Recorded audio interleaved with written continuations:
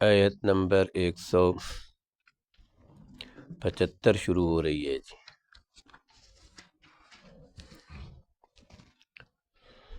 آیت نمبر 175 شروع ہو رہی ہے۔ اعوذ باللہ من الشیطان الرجیم، بسم اللہ الرحمن الرحیم۔ وَاتْلُ عَلَيْهِمْ نَبَأَ الَّذِي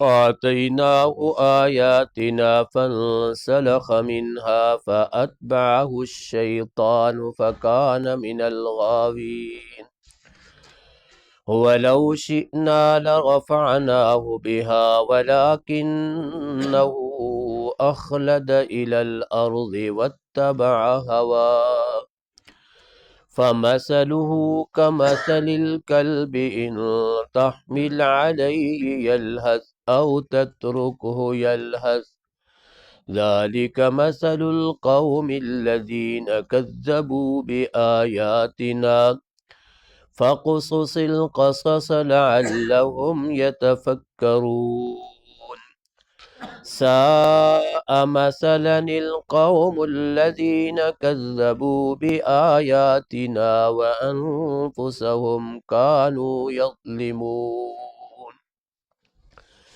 وَاتْلُو عَلَيْهِمْ، آپ پڑھیں ان کے اوپر، نبأ خبر، الذی اس شخص کی کہ آتینا ہو کہ عطا کیا تھا ہم نے اس شخص کو آیاتنا اپنی ایتوں کا علم، فانسلخ پس وہ نکل گیا، منہا اس سے، فاتبعہ تو پس پیچھا کیا اس کا، الشیطان شیطان نے، فکان من الغاوین تو پس ہو گیا وہ گمراہوں میں سے، ولو شئنا اور اگر چاہتے ہم، لرفعناہ تو بلند مرتبہ کر دیتے ہم اس کو، بآیاتنا ان آیات کے ساتھ عمل کرنے کی وجہ سے، ولیکنہ لیکن وہ آدمی اخلد میل ہو گیا، الی الارض زمین کی طرف، یعنی دنیاوی اغراض کی طرف، واتبع اور اس آدمی نے پیروی کی، ہوا وہ اپنی خواہشات کی، فمثلہ تو اس کی مثال،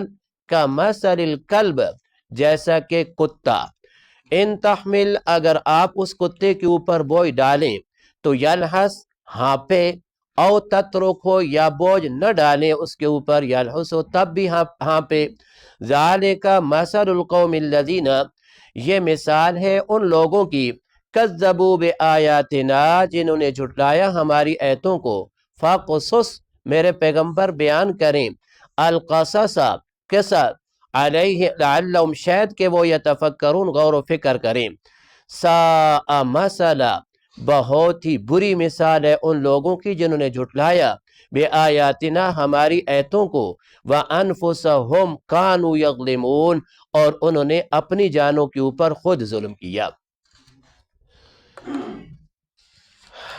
بات چل رہی تھی بنی اسرائیل کی، تو پچھلے سبق کے اندر ہم نے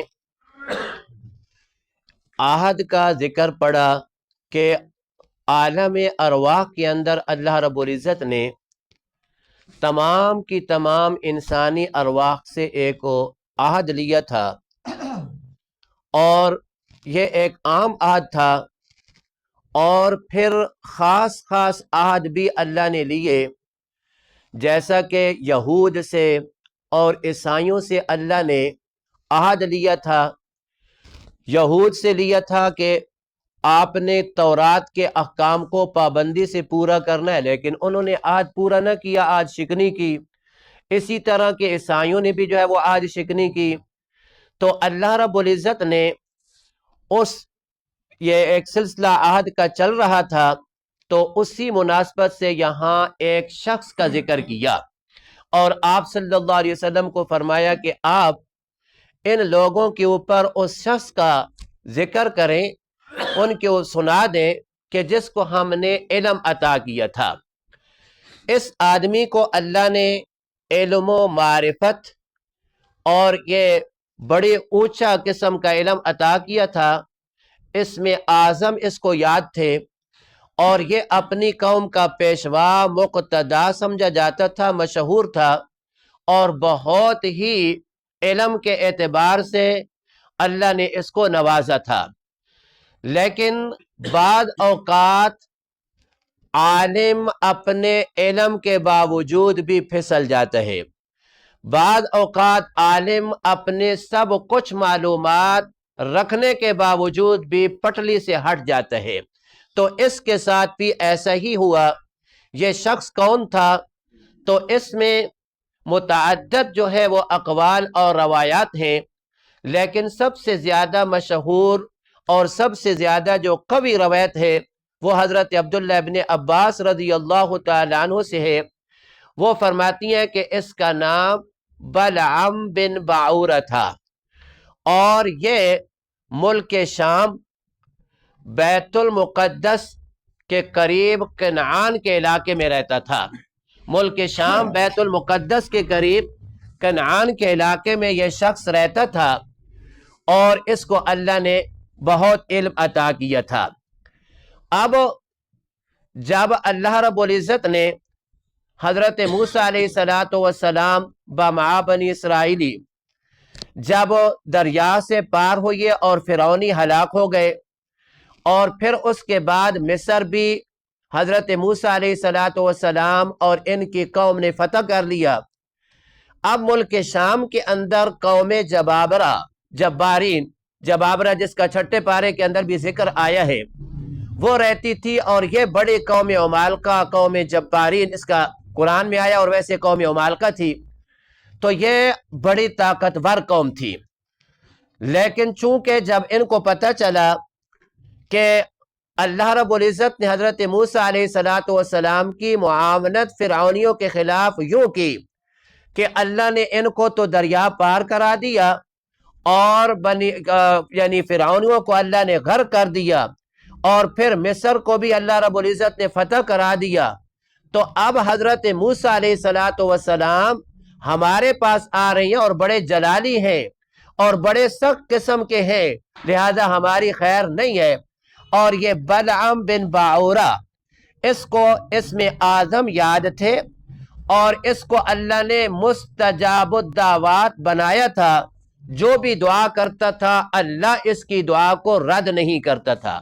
تو یہ قوم عمالقہ نے جب سنا کہ بنی اسرائیلی موسیٰ علیہ السلام کے ساتھ ہماری طرف آ رہی ہیں، تو یہ خوف زدہ ہو گئے، ڈر گئے، تو انہوں نے جا کر اس بلعم بن باعورہ کے سامنے درخواست پیش کی کہ حضرت ہمارے پاس کوئی مقابلے کا سلسلہ نہیں ہے، ہم مقابلہ نہیں کر سکتے، آپ ایسا کریں کہ بد دعا کریں کہ حضرت موسیٰ علیہ السلام یہاں آ ہی نہ سکے، ان کو اللہ ختم کر دے، نعوذ باللہ۔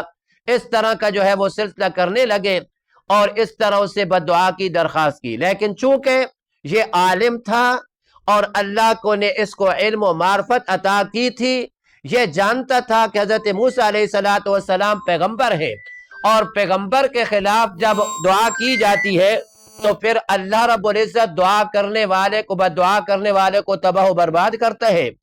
جب انہوں نے درخواست کی تو انہوں نے کہا تمہارا دماغ خراب ہے، میں کس طرح ایک جلیل القدر پیغمبر کے خلاف ہاتھ اٹھا سکتا ہوں؟ مجھے اللہ تباہ و برباد کر دے گا، میں اس طرح نہیں کر سکتا۔ پھر انہوں نے مجبور کیا بہت زیادہ، تو اس نے کہا کہ چلو میں اپنے اللہ سے مشورہ کرتا ہوں، پھر اس کے بعد جو ہے وہ آپ کے بتاؤں گا۔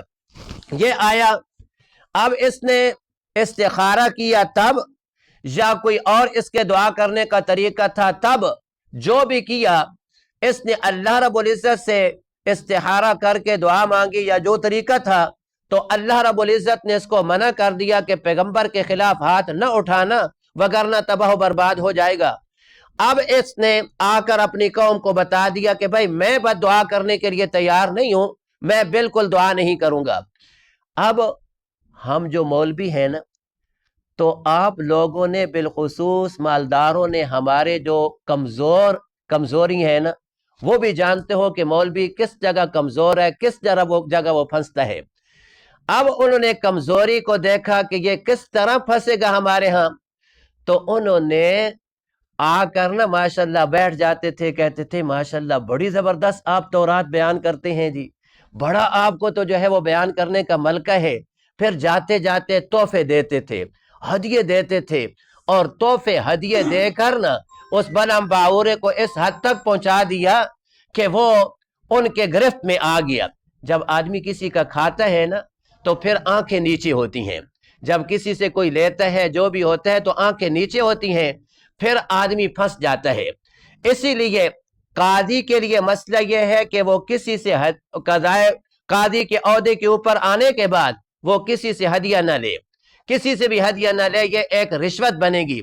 इसी तरह अगर कोई मौलवी हक बयान करना चाहता है, वो चाहता है कि मैं हक बयान करूं, तो वो भी हदिये से गुरेज करे या ऐसी चीजों से गुरेज करे कि कल अगर वो हक बयान करना चाहे तो फिर दिल में आए कि यार ये तो फलां के ऊपर फिट होता है, अगर मैं ये हक बयान करूंगा तो फलां साहब जो है वो नाराज हो जाएंगे, और वो तो मुझे माना इतना देती हैं, वो तो मेरी इतनी मुआवनत करती है, अगर मैंने ये मसला बयान किया तो वो साहब नाराज हो जाएंगे। वो मौलवी भी कभी जो है वो हक बयान नहीं कर सकेगा। तो बहरहाल एक रवायत तो ये है कि इन्होंने तोहफे हदिये दिए। दूसरा ये है कि बाद औकात हम मौलवी मिंबर और मेहराब के ऊपर तो बड़े गजते हैं और बड़े आपके सामने जो है वो यूं करते हैं, लेकिन जो हमारा पीछे जो है ना वो बैठा है वजीर खजाना, यानी जो बीवियां हैं ना, हम उनके सामने बिल्कुल झुक जाते हैं। तो अब इन्होंने दूसरा एक रवायत में आता है कि यह तरीका इख्तियार किया कि इन्होंने कहा कि बीवी को तोहफे हदिये दो, बीवी को गिरफ्त करो, जब बीवी कहेगी तो हजरत साहब बिल्कुल पीछे नहीं हटेंगे। लिहाजा इन्होंने उसकी बीवी को तोहफे हदिये दिए और बीवी को गिरफ्त किया, और उसके बाद कहा कि साहिबा आप कहो हजरत साहब को कि वो जो है वो हजरत मूसा अलैहिस्सलाम के खिलाफ बद्दुआ करें। अब जब बीवी ने कहा तो उसने इनकार किया। कहा हजरत साहब इनकार कैसे करते हो, फला आदमी माना इतना देता है, फला आदमी 15 दिनों का इतना देता है, फला आदमी इतना करता है, हमारा निजाम चल रहा है, आपने सिर्फ हाथ ही तो उठाने हैं ना, और क्या करना है, हाथ उठाओ और आगे जो कुछ होगा देखा जाएगा, हाथ उठाओ, वगरना ये तो मामला सारा गड़बड़ हो जाएगा। अब उस बीवी ने इससे जो है वो ये काम कराया। इसी वजह से हदीस में आता है ना, आप सल्लल्लाहु अलैहि वसल्लम ने फरमाया कि ये औरत नाकिसुल अकल है, नाकिसुद्दीन भी है और नाकिसुल अकल भी है। नाकिसुद्दीन इस एतबार से है, औरतों ने पूछा, फिर जब आप सल्लल्लाहु अलैहि वसल्लम ने ये रवायत बयान की तो फिर औरतों ने पूछा कि हजरत हम कैसे नाकिसुद्दीन और नाकिसुल अकल कैसी हैं? तो फरमाया कि नाकिसुद्दीन ऐसी हो कि हर महीने में 10 दिन तुम्हारी बीमारी के होते हैं, उसमें तुम नमाज नहीं पढ़ सकती हो, उसमें तुम रोजा नहीं रख सकती हो, तो ये तुम नाकिसुद्दीन हो। और फिर पूछा कि नाकिसुल अकल कैसे हो? फरमाया कि क्या तुम दो मर्दों के एक मर्द के कैम मकाम तुम्हारी दो औरतों की गवाही नहीं है? दो मर्द हो और अगर दो मर्द ना हो एक मर्द हो तो फिर दो औरतें हो, लिहाजा तुम जो है वो दो औरतें, तुम्हें दो औरतों को एक मर्द के कैम का मकाम कर दिया गया, तो ये इसलिए कि तुम नाकिसुल अकल भी हो। फरमाया नाकिसुल अकल भी है ये औरत, नाकिसुद्दीन भी है ये औरत, लेकिन फरमाया शातिर इतनी है कि बड़ी बड़ी पगड़ी वालों को, बड़े बड़े जो है वो औहदे वालों को फरमाया कि अपनी उंगलियों के पोरों के ऊपर ये औरत नचाती है, अपनी उंगलियों के पोरों के ऊपर ये नचाती है। इसलिए कुरान मजीद के अंदर जब अल्लाह ने शैतान का जिक्र किया ना, तो अल्लाह रब्बुल इज्जत ने फरमाया कि ये शैतान का मकर जो है ना, शैतान का मकर, फरमाया ये ज़ईफ है, कमजोर है। लेकिन जब औरत के मकर की बात आई तो फरमाया इन्न कैदकुन्ना अज़ीम, कि बेशक तुम औरतों के मकर बहुत बड़े हैं। शैतान के मकर को कहा कि ज़ईफ है, कमजोर है, लेकिन औरत के मकर को कहा कि इन्न कैदकुन्ना अज़ीम, कि ये बहुत बड़ी जो है वो मक्कार है, बहुत बड़ी मक्कार है, सब कुछ करेगी, लेकिन जब किसी के सामने बैठेगी ना, अपनी मजलूमियत को इतना बयान करेगी, रोएगी, पता नहीं क्या कुछ करेगी, वो सुनने वाला कहेगा ये तो बड़ी मजलूम है, इसका खामद बड़ा जालिम है, इसके ससुराल बड़े जालिम है, इसके ऊपर इतना जुल्म किया जा रहा, हालांकि बीच में बात कुछ नहीं होती। तो फरमाया तुम नाकिसुद्दीन भी हो, नाकिसुल अकल भी हो, लेकिन इतनी शातिर हो कि एक अकलमंद आदमी को तुम जो है वो अपनी उंगली के पोरे के ऊपर जो है वो नचाती हो।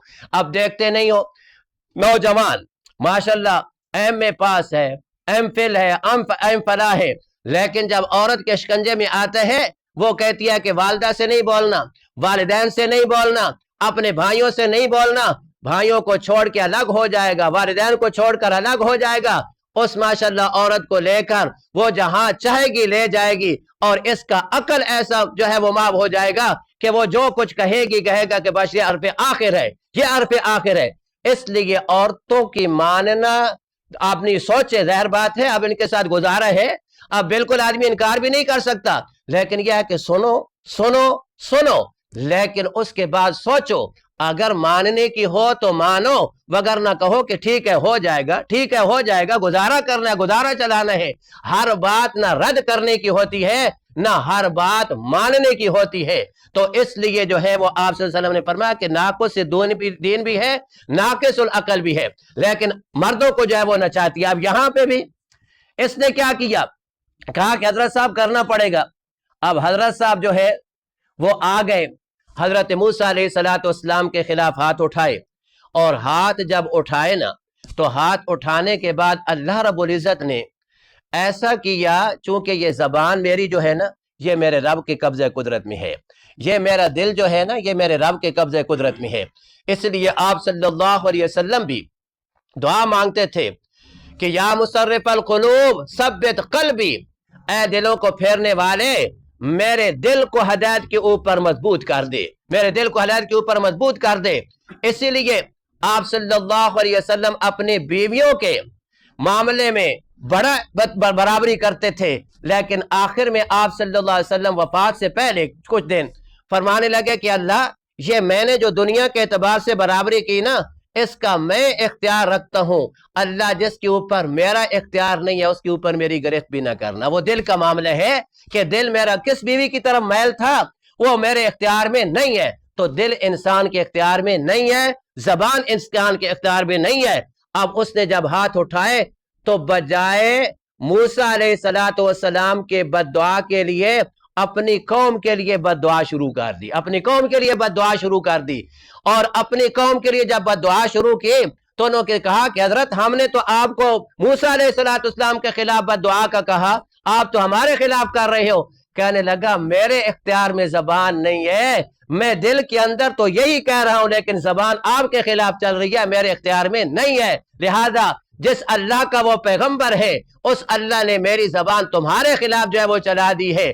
और फिर आखिर में जालिम क्या कहने लगा कि मैंने बद्दुआ तो तुम्हारे लिए कर ली, लेकिन आपको एक मूसा अलैहिस्सलाम और इनकी कौम की गुमराही का तरीका बताता हूं, अगर उसमें तुम कामयाब हो जाते हो वगरना तुम्हारी खैर नहीं। उन्होंने कहा क्या, कहा कि अपनी कौम में से हसीनों जमील और खूबसूरत नौजवान लड़कियों को जेवरात और दीगर जो है वो मतलब है खूबसूरती से आरास्ता करो, और बनी इसराइलियों के नौजवानों के आगे छोड़ दो, और इन अपनी लड़कियों को समझा दो कि जो बनी इसराइली तुमसे बुराई करना चाहे तुमने उसको मना नहीं करना।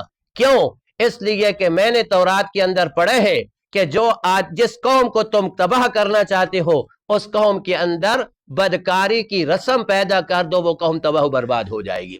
लिहाजा तुम जो है वो ये काम करो, अपनी लड़कियों को यो करो, अगर एक भी इनके अंदर मुलविस हो गया ना जिना के अंदर, बदकारी के अंदर, तो तुम्हारा काम हो जाएगा, ये तबाह हो जाएंगे। ऐसे ही उन्होंने किया। तो हजरत मूसा अलैहिस्सलाम की कौम का जो बड़ा आदमी, मालदार आदमी, बड़ा आदमी था, वो इस बुरे फेल के अंदर मुलविस हो गया।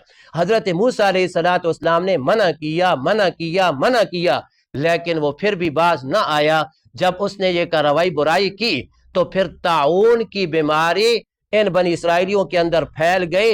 एक दिन के अंदर 70,000 बनी इसराइली फौत हो गए, एक दिन के अंदर।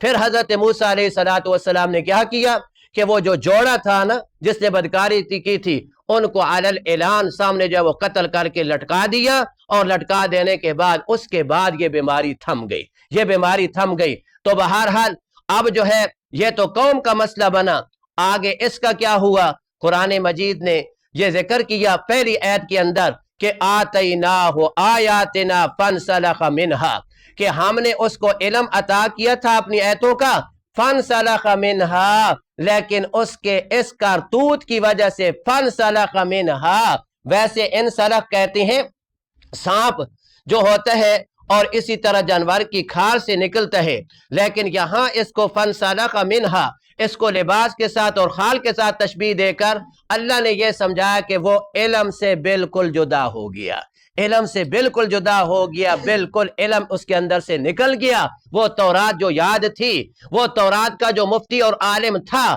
اب وہ بالکل ختم ہو گیا۔ قرآن کہتا ہے فَانْسَلَخَ مِنْهَا، پھر جو ہے وہ بالکل ختم ہو گیا۔ اب پتہ چلا، اگلا جملہ بتاتا ہے کہ عالم جب اپنے علم کے مطابق چلتا ہے، شیطان اس کے اوپر حملہ نہیں کر سکتا۔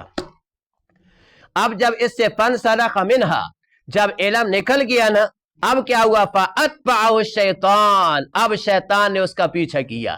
جب علم تھا شیطان کا بس نہ چلا، لیکن جب علم نکل گیا اب شیطان اس کے پیچھے پڑ گیا۔ کیا ہوا؟ فَكَانَ مِنَ الْغَاوِينَ، پھر وہ گمراہوں میں سے ہو گیا۔ تو عالم جب اپنے علم کے مطابق اور علم کے اندر مضبوطی حاصل کرتا ہے، پھر شیطان کا بس نہیں چلتا۔ اس لیے پیارے حبیب نے فرمایا صلی اللہ علیہ وسلم نے کہ ایک عالم ہزار عبادت گزاروں سے بھی شیطان کے اوپر بھاری ہے۔ ایک عالم اور دوسری طرف ہزار جو ہے وہ عبادت گزار مل جائیں، ان ہزار عبادت گزاروں سے شیطان کو کچھ نہیں ہوتا، نہ شیطان کو کوئی خطرہ ہوتا ہے۔ ان ہزار عبادت گزاروں سے جو شیطان کے اوپر بھاری ہے تو وہ ایک عالم ہے۔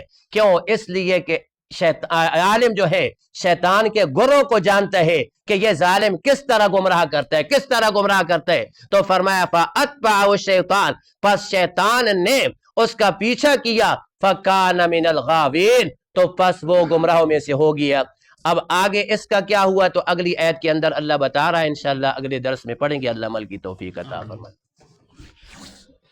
الحمدللہ رب العالمین والعاقبۃ للمتقین والصلاة والسلام علی سید الرسل وخاتم الانبیاء۔ اللہم اعنا علی ذکرک وشکرک وحسن عبادتک۔ اللہم لا مانع لما اعطیت ولا معطی لما منعت ولا ينفع ذا الجد منک الجد۔ یا الہ العالمین، جو پڑھا اپنے دربار کے اندر قبول و منظور فرما۔ یا اللہ اس کے اوپر عمل کرنے کی توفیق عطا فرما۔ یا اللہ شیطانی مکر و فریب سے حفاظت فرما۔ یا اللہ انسانی مکر و فریب سے بھی حفاظت فرما۔ یا اللہ شیطانی شرور سے بھی محفوظ فرما، انسانی شرور سے بھی محفوظ فرما۔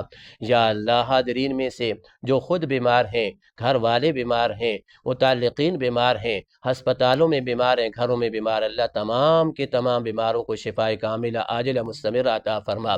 یا اللہ جو مومن موحد دنیا سے اپنی ایمان کی حالت میں رخصت ہو گیا، اللہ رب العزت ان کے صغیرہ کبیرہ سارے گناہ معاف کر کے اللہ رب العزت جنت الفردوس میں اعلی مقام عطا فرما۔ یا اللہ خیریت کی باران رحمت عطا فرما۔ یا اللہ خیریت کی باران رحمت عطا فرما۔ اللہم اغثنا غیثا مغیثا مریا مریا عاجلا غیر عاجل نافعا غیر ضار، وصلی اللہ تعالی علی خیر خلقہ محمد وعلی آلہ واصحابہ اجمعین برحمتہ۔